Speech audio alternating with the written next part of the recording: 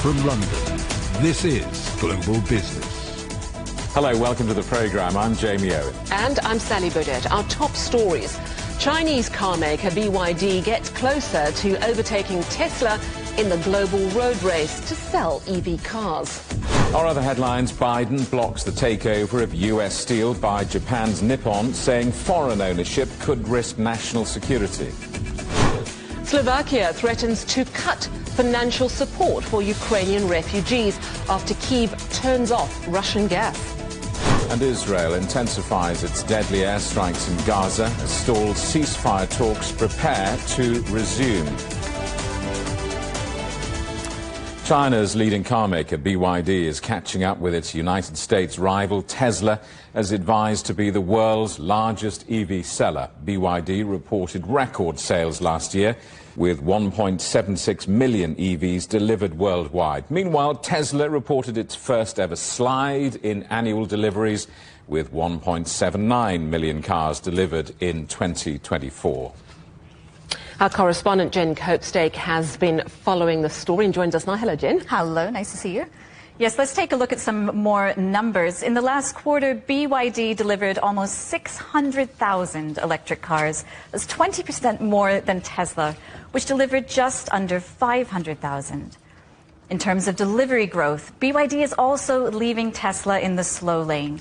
BYD's fourth quarter deliveries grew 13.1% year on year. Meanwhile, Tesla's only grew 2.3% in the same time period.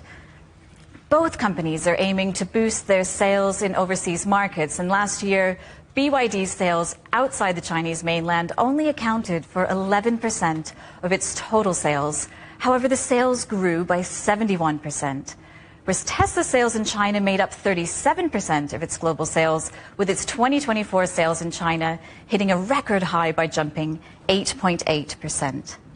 Now, Jen, you've actually been filming, taking a real deep dive into China's EVs. What is the secret of their success? Yes, when we're filming around China, it becomes quite clear that a lot of the success is dependent on the fact that some of these companies, in fact, most of these companies started in battery technology. So BYD itself was a very leading the world in battery technology. It's now making electric cars. This is something that the legacy car makers in Europe and the US may not be able to compete with, so they would have to repurpose their factories and the supply chains, whereas in China, that's very much already in train. They don't have to reconfigure production lines. They can create them from scratch based on the batteries, which are the most costly and the sort of the key component to these cars, of course.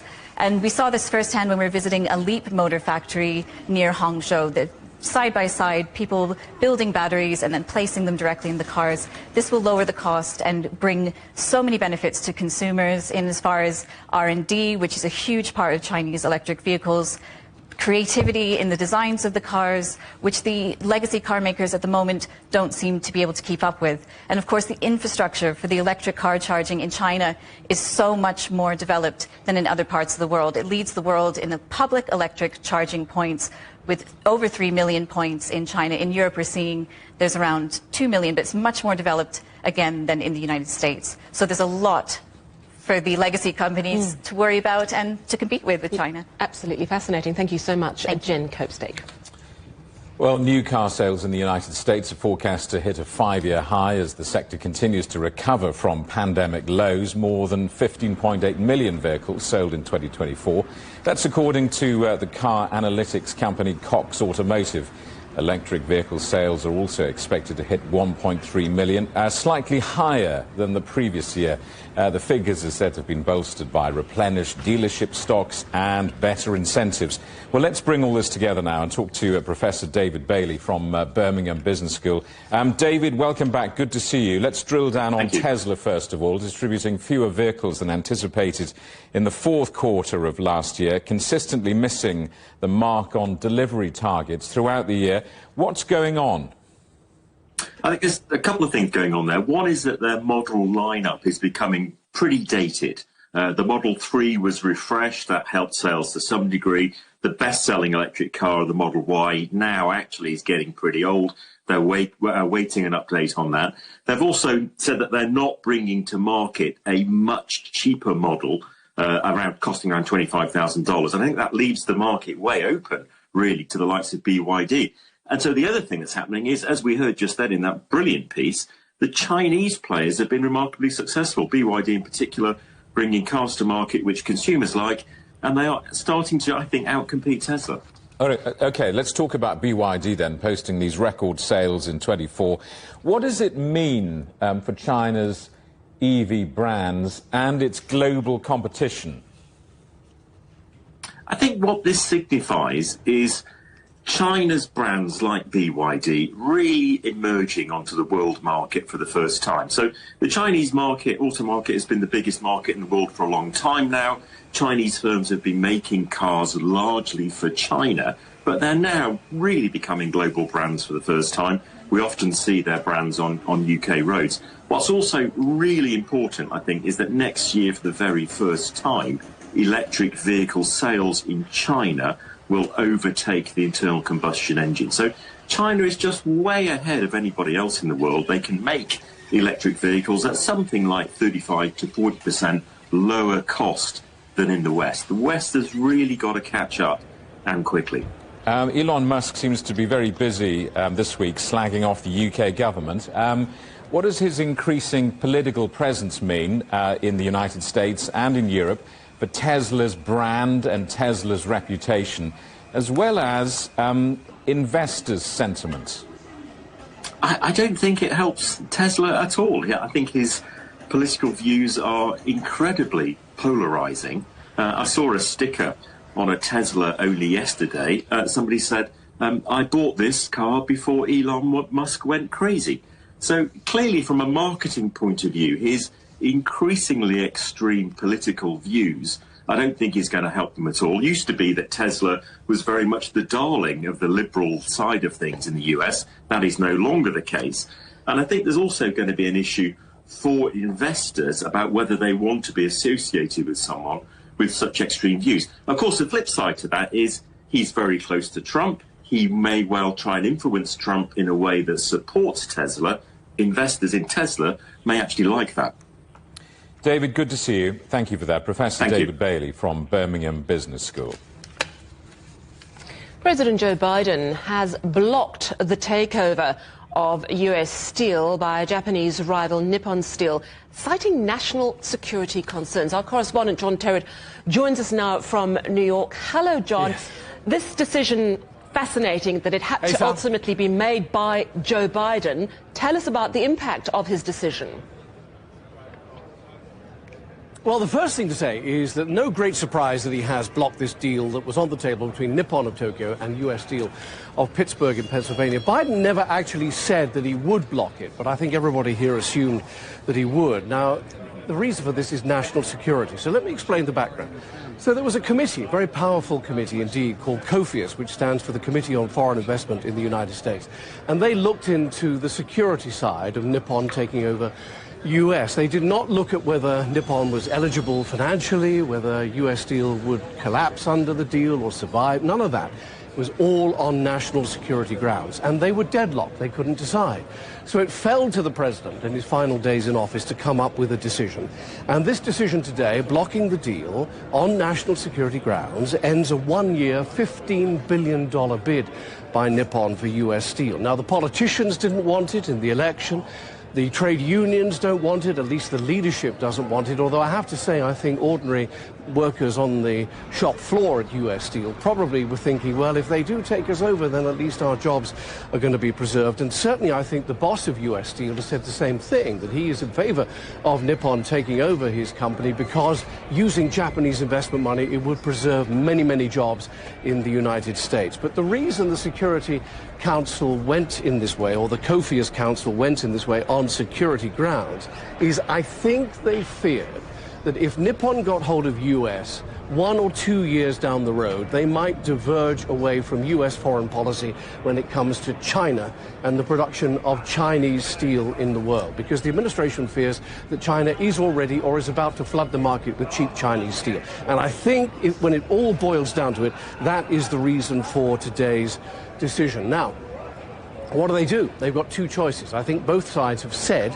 that they will go to some kind of judicial review. So that means the courts, just like TikTok has taken the US government to court over its decision to ban TikTok, or we have a new deal coming, either from from the Nippon side for US, or from a third-party company. So it could be a do-over, could be a new company coming in, we simply don't know. Now, in the last couple of minutes, Nippon has issued a statement in which they said that they will take every appropriate measure in order to preserve their legal rights. And Nippon has also said there is absolutely no evidence whatsoever of any kind of national security threat. So that's where we're at the moment. We'll have to wait and see what happens next week when everybody is back from work. I don't think anything will change under Donald Trump when he gets in on the 20th, because he has, unlike Joe Biden, openly said that if it falls into his time in the White House, he will block it. In the meantime, US steel shares were down 10% earlier today. They are now down 6%, but they're down 30% for the whole of 2024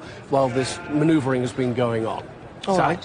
Thanks, John. And of course, it's a big month for US politics with the inauguration on the 20th. Tell us about the new Congress. We often talk about the Congress on this program, and I often tell you that what happens in Washington doesn't really affect things here, and it is true most of the time. Although since the election, you've seen these stocks run up pretty high, and that was the Trump effect. So there's no doubt there is some political influence on what happens on Wall Street. But what's going to happen within the next hour is they will have prayers, and they will have the Pledge of Allegiance, and then the Congress will get underway. And when I'm talking about the Congress, I'm really talking about the House of Representatives, who within about an hour are going to have the first vote on the future of the Speaker of the House, Mike Johnson. Now, the problem that he has is that he has the second smallest majority in the history of American politics in the House. It's 1 or 2 seats, something like that. They can only afford, the Republicans who control it, to lose 1 or 2 of their own side's votes. There's already one Republican who said no to Mike Johnson. There are multiple members of the Republican Party who are still undecided. President Trump has said that he backed Mike Johnson for Speaker.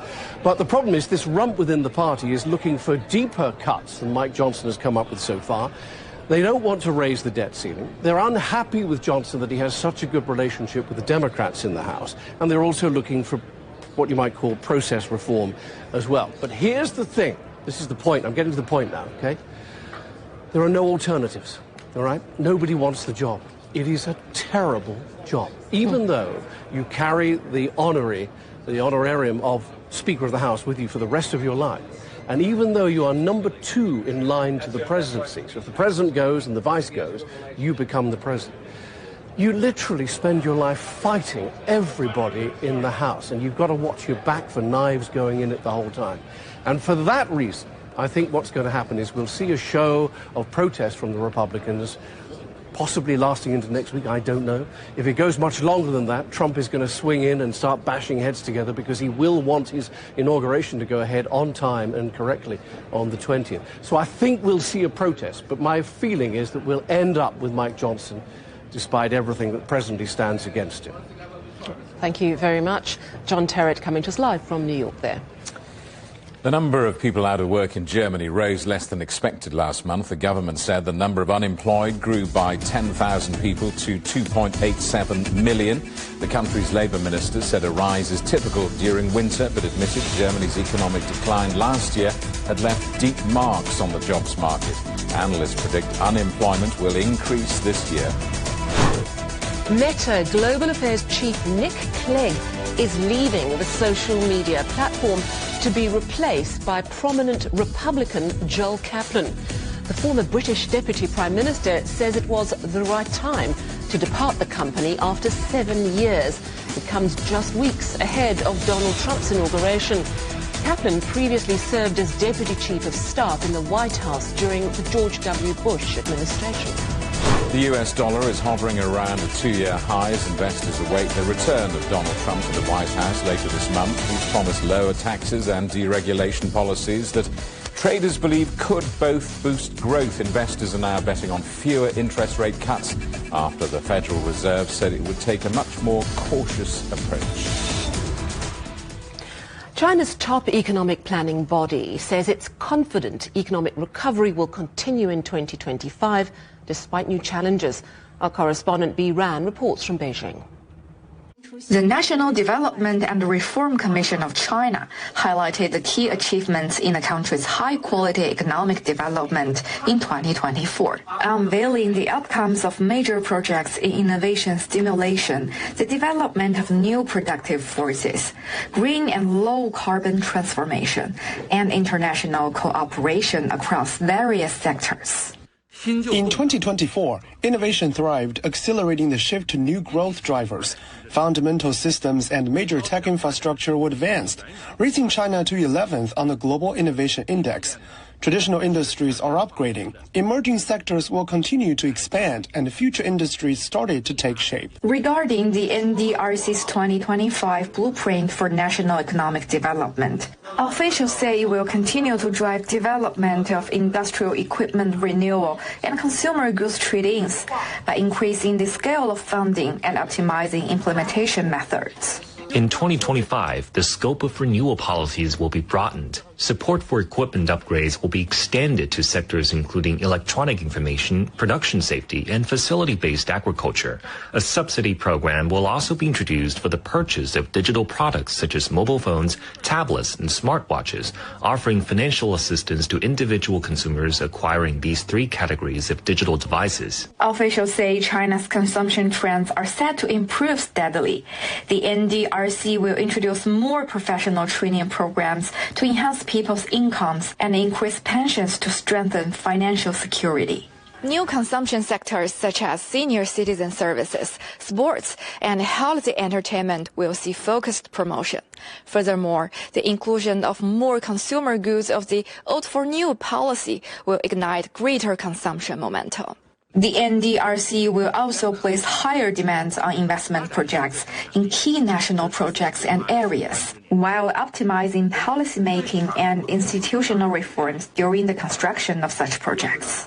In 2024, nearly all projects supported by the 7 trillion yuan ultra-long-term special government bonds have been launched, with investments surpassing 1.2 trillion yuan for stabilizing growth. The list for approximately 100 billion yuan's worth of projects in 2025 has also been released.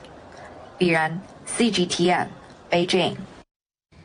You're watching CGTN. Still ahead, a standoff in South Korea as impeached President Yoon Suk-yeol survives attempts to arrest him.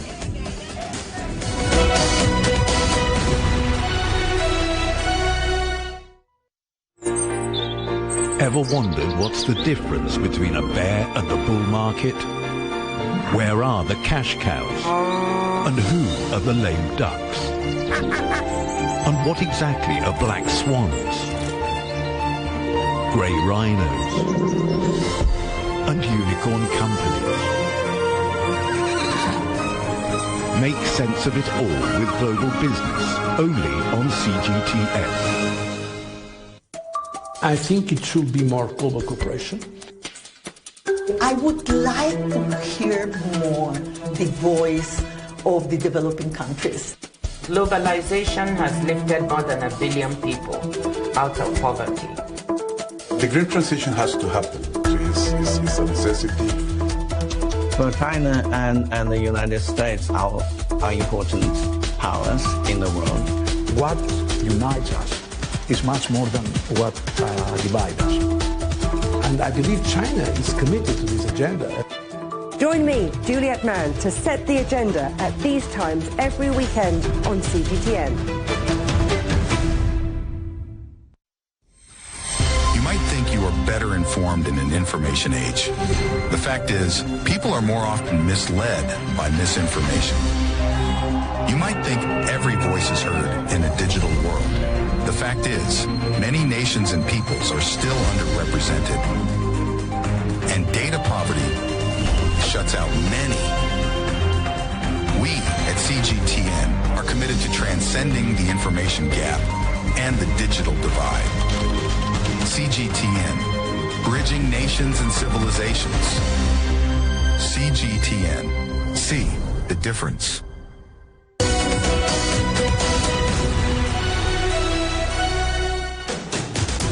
Hello, welcome back to Global Business Europe. Investigators have suspended efforts to arrest the impeached South Korean President Yoon Suk-yeol after a 6-hour standoff with security staff.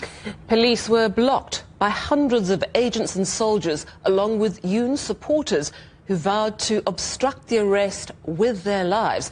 Yoon is under criminal investigation for insurrection after he declared martial law in December.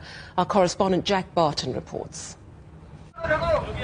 Officials from South Korea's top anti-corruption office and police attempting to detain President Yoon Suk-yeol and search his residence. They withdrew after a standoff involving scuffles between police and soldiers protecting the residence, as well as members of the president's security service. Yoon's lawyers argue a corruption agency has no authority to investigate insurrection, while Yoon's security detail said the law prevents police from searching properties potentially containing classified documents. In the wake of the failed attempt to detain President Yoon, his supporters have gathered in even greater numbers near his residence to try and prevent any further potential attempt to detain him before the warrant expires on Monday. We prevented the arrest of President Yoon Suk-yeol. I feel good to be able to protect President Yoon Suk-yeol. Today, the Corruption Investigation Office for Senior Civil Servants, which has no investigative power, attempted to arrest him. Citizens who oppose them joined forces to protect him. I'm happy. The mood was not so celebratory for the majority of South Koreans who support the insurrection investigation, as well as impeachment hearings at the country's constitutional court.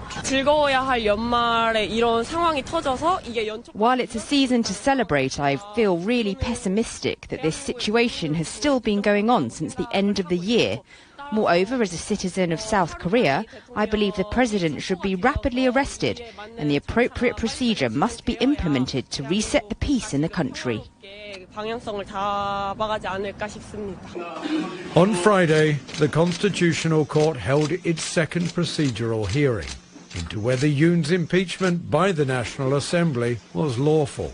The court has 180 days to decide whether the country's brief bout of martial law amounts to an abuse of power or an act of governance in a crisis, as argued by President Yoon's legal team. Jack Barton, CGTN, Seoul. The engine maker GE Aerospace has joined the investigation into the plane crash that killed 179 people in South Korea last week. GE made the engines of the Jeju Airlines operated Boeing in a joint venture with French aerospace manufacturer Safran. Seoul has extended checks of all of its Boeing 737-800 jets by 1 week. The investigation was meant to end on the 3rd of January, but officials say further checks would examine whether airlines spent sufficient time on maintenance.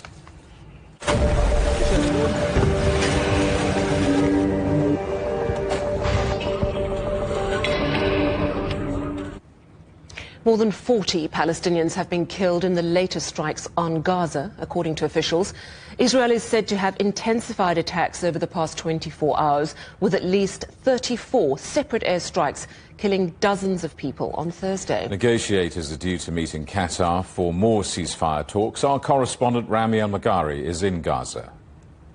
42 people have been reportedly killed since the early morning up to this moment, with continued Israeli airstrikes on various parts of the Gaza Strip, concentrating in the middle area of the Gaza Strip, central Gaza Strip, the refugee camp of Nusayrat, Maghazi, Deir al-Balah and Al-Burej. In Nusayrat alone, there were 3 airstrikes that hit 3 different homes. In the Maghazi refugee camp, there was a strike that hit a home, leaving a number of people, about 8 people killed, including children and women inside the home. The case similar to other strikes that I have just mentioned. This is the case now, the continuation of the Israeli airstrikes and the actions against different parts of the Gaza Strip Strip, like yesterday when they killed the chief of police. Today in the central Gaza Strip, the chief of the traffic police within Hamas's government was killed also in a strike on his home, including his family members, 4 people. These strikes continue unabated, with talk about ceasefire is reported now, with some media reports suggesting that there will be a sort of announcement for a ceasefire in the upcoming days, and no one can predict what will be next for these ceasefire talks, whether there will be a truce or there will not be a truce, which would mean that Israel will continue its actions against the Gaza Strip. Especially the Israeli defense minister threatened the Hamas that it will face an unprecedented action by the Israeli army unless it releases or frees Israeli hostages captured by Hamas since October of 2023. Israel says it's launched fresh strikes on Hezbollah targets in Lebanon despite an official ceasefire between the two sides. Our correspondent Jonathan Regev is in Tel Aviv. What Israel is claiming is that, yes, there is a ceasefire, but this ceasefire comes with conditions. And those conditions are that the Lebanese army, which has now spread its forces in some areas in southern Lebanon, is meant to take care of Hezbollah installations, Hezbollah ammunition in the area. According to Israel, what happened on Thursday is that Israel on various occasions alerted the Lebanese army through the ceasefire mechanism that Hezbollah is conducting some movements with its ammunition, and Israel demanded from the Lebanese army to take care of that, to take care of the launchers, to take care of the missiles. Once Israel asked the Lebanese army to do it and did not get a response, and no action was seen on behalf of the Lebanese army, then Israel acted and carried out those strikes against the Hezbollah installations, against the Hezbollah ammunitions. These were the strikes, at least 3 strikes reported against Hezbollah installations on Thursday. And this, of course, raises a rather big question as to the future of the ceasefire. On paper, the ceasefire is meant to go until the end of January. That is 60 days since it was declared in late November. What happens after that? Israel says that if the conditions are not met, then its forces will stay in the area. Hezbollah said that if the ceasefire is meant to last 60 days, then on day 61, any Israeli power, any Israeli force in Lebanese territory will be seen as an occupier and will be met with resistance. So this raises quite a lot of concern regarding the future of this ceasefire between Israel and Hezbollah. It is Western powers led by the United States which are meant to make sure that the Israeli demands are met on the other side. According to Israel, for the moment, this is not happening, and that is why Israel is taking these actions. Thursday was quite violent on the Lebanese side of the Israel-Lebanon border. You're watching CGTN. Still ahead, Ukraine and Russia both launch attacks on each other's territory. We'll get the latest from Kyiv and Moscow.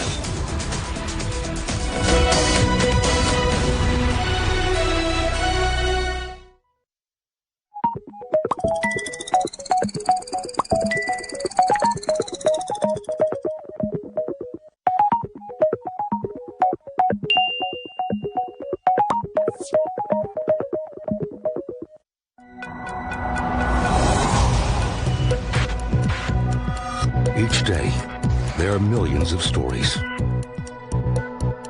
Each one can open new perspectives, new possibilities. Wherever you look, we are there to see, discover, explore. We put the pieces together to find what really matters to you, all around the world, all around the clock. Our reporters are at home across the globe. From our headquarters in Beijing and production centers in Washington, Nairobi, and London, China Global Television Network. Stories from across the globe, reaching people across the globe. CGTN. See the difference. What do we mean when we talk about the difference? The difference is in the detail, the background, defense ministers from the wider angle and perspective of every story. Wherever the story may be. CGTN. See the difference.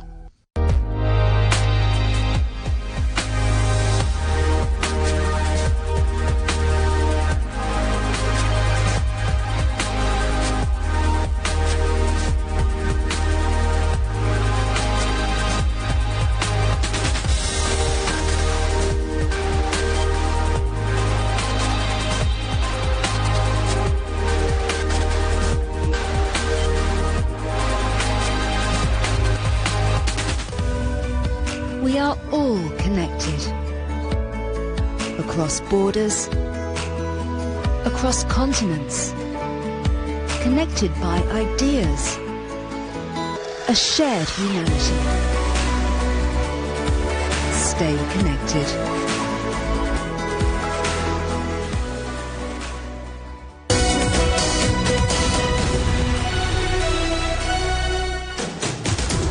Hello, welcome back to Global Business Europe with Jamie Owen and Sally Burdett. Our top stories: Chinese car maker BYD gets closer to overtaking Tesla in the global road race to sell EV cars.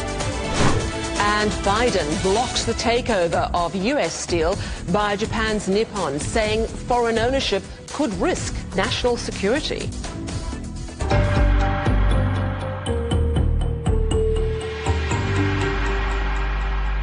Ukraine says one person has been killed and several others injured after Russia launched drones in an overnight attack in the Kyiv region. Meanwhile, Ukraine's military says it carried out a high-precision strike on a Russian command post in the Kursk region. Kyiv's forces hold chunks of territory there after a major incursion. Moscow says its defense forces downed 4 missiles. Let's go to Russia first, and our correspondent Dasha Chernyshova is in Moscow. Hello, Dasha. What more can you tell us about this attack in the Kursk region?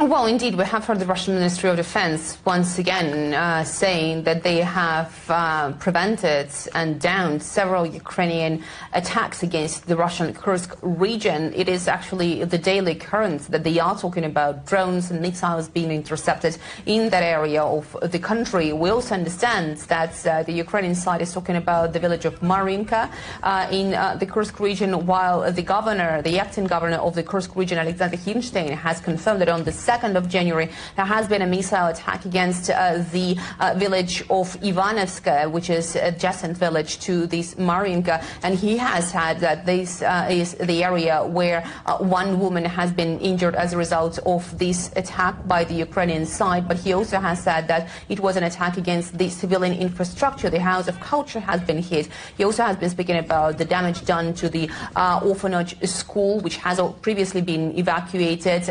We're also talking about the attack against the shopping mall in that area. So only one woman has been injured. No casualties have been reported in that area, and we understand that the Russian Guard has been sent to the area to make sure that there are no unexploded ordnance. The gas supply has already been restored to that part of the Kursk region. Meanwhile, we're also hearing from the Russian Ministry of Defense that over the course of the past week, starting the 28th of December 2024 until the 3rd of January 2025, the Russian armed forces have carried out several strikes against the Ukrainian territory. They say there have been 12 group strikes with using the high-precision weapons. They have all been, according to Moscow, targeting the Ukrainian energy infrastructure, which is critical to the supply of the Ukrainian military. Russia has repeatedly been speaking about the strikes against the Ukrainian military infrastructure, and they have been saying that they have managed to destroy the plant that has been producing the ordnances as well as the infrastructure of the Ukrainian military airfields. So definitely it is an ongoing conflict that is seeing the two sides striking the territories of each other. But keep in mind that the Ukrainian military have been in the Russian Kursk region since August, and this is the situation that is still ongoing, although the Russian authorities are trying to say very clearly that this is just the question of time when the Ukrainian troops will be expelled from that territory. But so far far, we are seeing more and more Ukrainian attacks against the civilian objects in that area. All right, thank you so much. That's our correspondent, Dasha Chernyshova from Moscow. Well, let's take you to Ukraine next and talk to our correspondent, Alex Cadier, who's there. Alex, Russia again targeting Ukraine's energy infrastructure. Yeah, well, Jamie, I want to give you a bit of a sense of what it feels like on the ground, what the experience has been here in Kyiv for the past 24 hours by giving you a sense of the number of air alerts, air raid sirens we heard. 4 o'clock in the morning, 5 minutes past 4, the first one rang out. You had 7 air alert notifications through your phones in the 3 hours that followed again until 7 o'clock in the morning. Then another air raid alert at 8:34 a.m. To give you a sense, those 4 hours between that first alert had drones flying into this city, flying into this region and colliding with residential buildings. Another air alert at 1:30 this afternoon, and then just a couple hours ago, another air alert this evening with Russian drones flying into this city, something that has become routine, something that has become regular for the citizens of Kyiv, a city which is actually relatively well protected compared to the rest of Ukraine. That has been the last 24 hours in this city, these constant air alerts of Russian drones flying in. We heard that one person was killed in his truck by falling debris because, as you heard the Ukrainians saying, they intercepted 60 of those 93 drones sent overnight to Kyiv and other places in this country. This follows an attack on New Year's Day, which killed 2 people, and an attack on Christmas Day as well, just a few days before. So clearly an escalation there in these Russian attacks. Civilian infrastructure being hit, 2 people killed in their residential building in Kyiv just on New Year's Day. 1 person driving a lorry in a civilian area, again killed just today. So that is seen as an escalation, despite Ukrainian air defenses being able to shoot down most of the ordnances coming through the country. And again, this is a relatively well-protected city, but the psychological toll to the entire city will be quite severe, as you can imagine, and certainly it is seen as an escalation. On top of which, as you rightly mentioned, that civilian infrastructure, the electricity, the energy infrastructure being targeted, causing rolling blackouts across the country, adding to that fatigue on the Ukrainian side. And we have seen those military installations being targeted by the Ukrainian military. We just heard that from our correspondent in Moscow. But certainly this war is challenging, is difficult to the entirety of Ukraine, putting even more sharp focus now on the potential for ceasefire talks. Jamie. Alex, thank you for that. Our correspondent Alex Cadier in Ukraine. Slovakia has threatened to cut support for Ukrainian refugees. This after Kyiv turned off a pipeline supplying Russian gas to Central Europe. Ukraine refused to renew a 5-year transit deal with Russian energy giant Gazprom, saying it wanted to punish Moscow financially. Slovakia is expected to be one of the worst hit countries, with significantly higher energy bills expected. Our correspondent Pablo Gutierrez reports. For decades, Russian gas flowed to Europe via Ukraine, heating homes and fueling industries. But on January 1st, the taps were turned off. It's an end of an era that no natural gas is flowing from Ukraine or through Ukraine. So after many decades, it's a really new situation. The closure was no surprise. Kyiv had long signaled it would not renew the pipeline agreement with Russia, which expired at the end of 2024. The shutdown impacted Slovakia, Hungary and Austria, which relied on this supply route.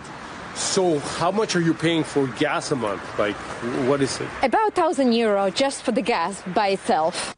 Teresa owns a yoga studio near Bratislava's city center. She says soaring energy costs worsened by the Ukraine conflict have left her struggling to stay afloat. Like many small business owners in Central Europe, she worries about being able to afford another price hike on her heating bills. In our case, the owners helped a lot.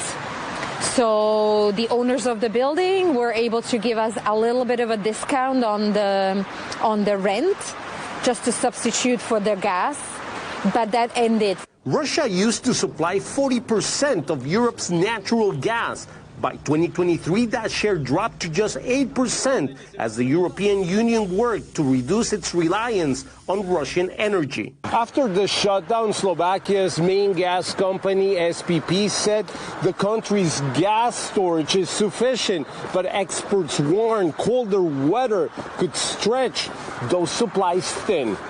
Meanwhile, Slovakia's government says it's looking for new sources, including importing natural gas from Azerbaijan and U.S. liquefied natural gas via Poland, but these alternatives come at a higher cost.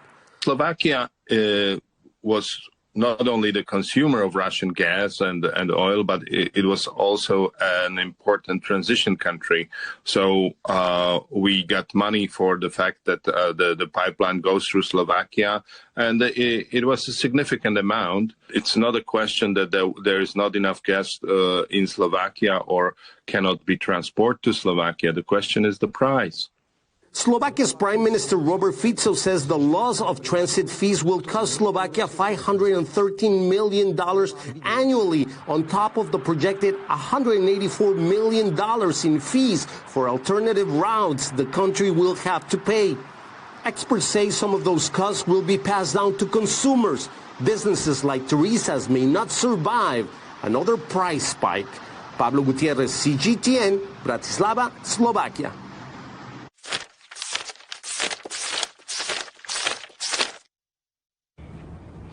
"2025 marks the 50th anniversary of diplomatic ties between China and the European Union. China remains the EU's second largest trading partner, despite growing trade tensions between the two sides.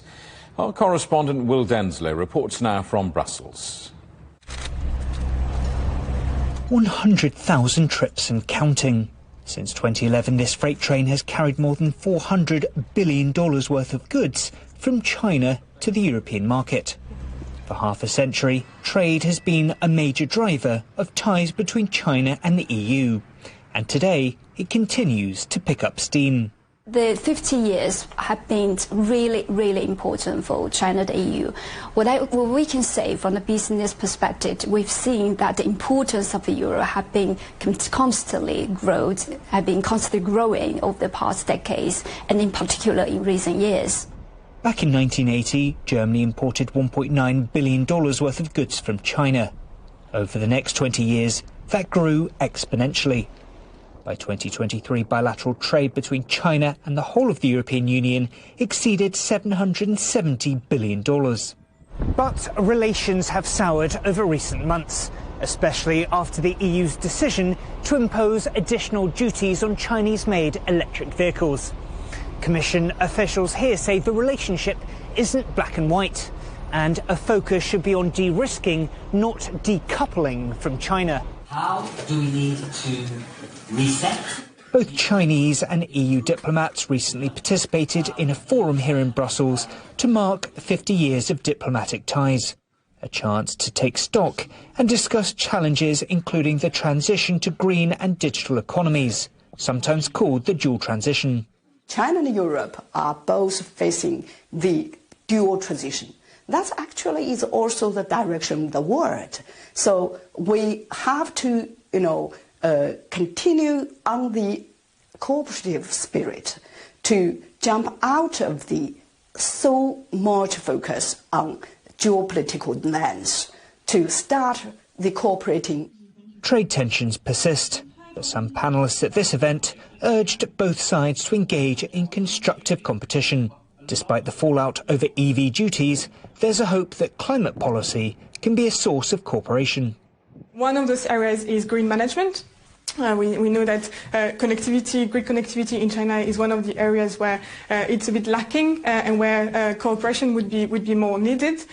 Carbon pricing is, of course, one of the areas which have been quite fruitful over the past years. While current relations face challenges, both sides have made strong commitments to a clean energy transition. After 50 years of cooperation, leaders say that green is the colour of future EU collaboration. William Denslow, CGTN, Brussels. The European Union says its plans for regulating artificial intelligence can offer a blueprint to the rest of the world. The Artificial Intelligence Act sets out what it says are unacceptable risks to people's safety and privacy. Gabriele Mazzini is the Act's lead author. He spoke to our correspondent Li Jinhua. I think the risk-based approach is the idea I'm most attached to. I really believe that it's a good starting point to focus not on regulating the whole technology, but the use cases. Ultimately, these are technical choices that are heavily dependent on the legal system that each country has, as well as, in my view, on the overall social and economic conditions in which countries find themselves and what their overall objectives are, because countries are not overall the same, social conditions are not the same, cultural conditions are not the same, economic conditions are not the same. So I think as you deal with the regulation of AI that has so many pros and cons, opportunities and risks, I think it's really important to really put any legal framework in the context of its own jurisdiction. The EU aims to be a global leader in safe AI. I think this question has been asked a lot. So how can it balance the need for safety in AI usage while, in the meantime, fostering innovation and development? When you were working on the Act, did it occur to you, okay, if I put this term in it properly, it will suppress innovation? So we started with the idea that basically ethical AI is good business. Then there will be an uptake of the technology because the technology can be trusted. So the law should aim to enable that trustworthiness, right? So in that sense, ethical AI is a good business. And I think it's impossible to disagree with that, right? But of course, at the same time, in order to ensure that AI doesn't lead to unintended impacts, you have to put some constraints around the way you develop it. And that is really the crux of the matter. So the quality, the timing, the scope of the rules that you put will have an impact on innovation. And I think that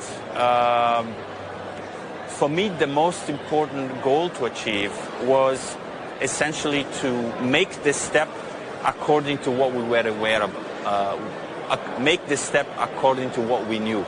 So essentially regulate based on evidence, and in order to minimize indeed the negative impact on innovation, because generally, if you put some rules, you put a boundary on innovation, is also to make sure that those rules are clear. So essentially provide legal certainty.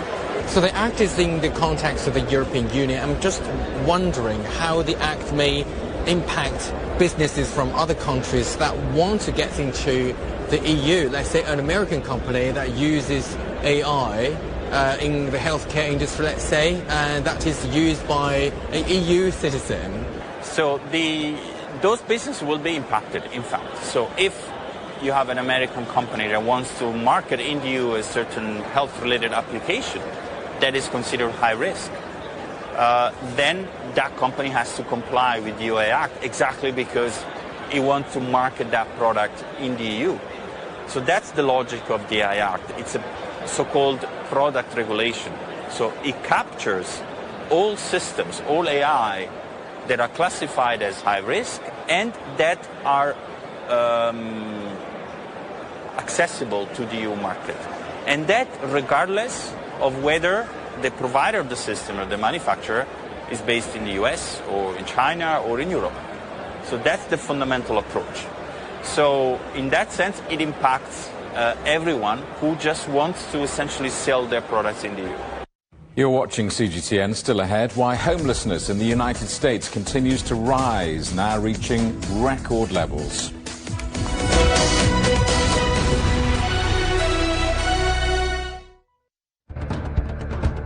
Events have consequences. Words create impact. Unprecedented scenes that we saw. The cleanup operation is now well and truly underway. Parts of southern Europe remain in a state of emergency. Context gives meaning. People make history. Far more than 1,000 people have come here today. But authorities are still on high alert. So now we've actually become the border on this road. A complex world demands a comprehensive view.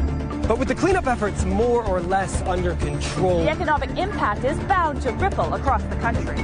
There's plastic pollution everywhere. Because the world today matters for your world tomorrow. This is the living area of the crew. The focus is firmly on future technologies. Well, this is something completely different. The world today, every day on CGTN.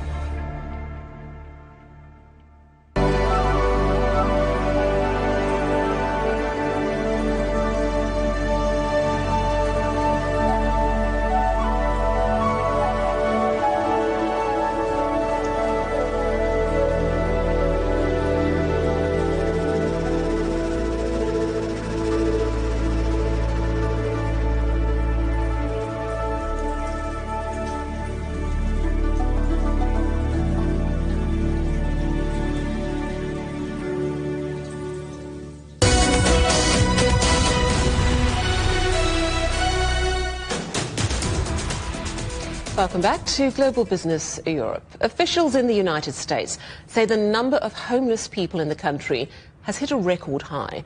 Soaring housing costs, natural disasters and a spike in asylum seekers have all been blamed. The figures based on an annual government survey carried out on a single night each January. Our correspondent Edith Tianshan reports. More than 770,000 people were counted as homeless across the United States in 2024, according to data recently released. It's an unprecedented 18% increase from the year before. A number to go up that much was surprising, especially to see the number of homeless families, the number of homeless people of advancing age. You know, it was like almost 20% were people who are over the age of 55. Another troubling trend shows a 40% rise in homelessness among families with children. This is counter to the typical narrative that people experiencing homelessness are only people with severe mental illness or drug use disorders. And that means to me that we as healthcare providers have to think of things differently in the services that we're ready to bring out to the street for them. Experts point out that some communities have seen a surge in the influx of migrants and rising housing costs. According to the report by the Department of Housing and Urban Development, other common factors include rising cost of living, stagnating wages among middle and lower income households, as well as the persisting effects of systemic racism, which are quoted as challenges that have stretched their resources to their limits.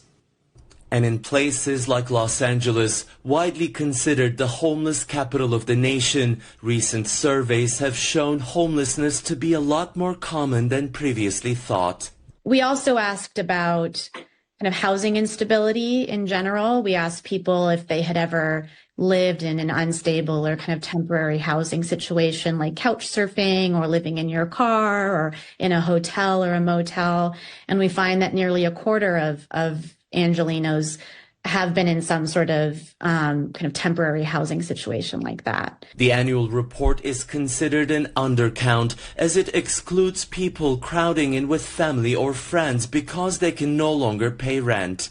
A trend that will likely continue given the ongoing shortage of affordable housing across much of the nation. It is Tianshan, CGTN, Los Angeles. A new year and a new spin on how the Brits are spending their money. Vinyl records have become so popular in the UK that the government has added them to their basket of goods to measure inflation. Isabella Diaz explains what's behind the revival.